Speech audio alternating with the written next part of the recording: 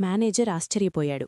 వాదించాలని ప్రయత్నిస్తూ అన్నాడు, "కానీ సమాజంలో నాకీ ఎక్కువ గౌరవం. నా పిల్లల భవిష్యత్తు కూడా సేఫ్." సమోసా అమ్మేవాడు మళ్లీ నవ్వి అన్నాడు, "సర్, ఒక్కసారి వినండి. మనిద్దరం ఎన్నేళ్లు కష్టపడి పనిచేశాం. కాని ఒకరోజు నా కొడుకు ఈ బిజినెస్ తీసుకుంటాడు. నేను నిర్మించిన దానిపైనే ముందుకు వెళ్లగలుగుతాడు. అతను జీరో నుంచి మొదలెట్టాల్సిన అవసరం లేదు.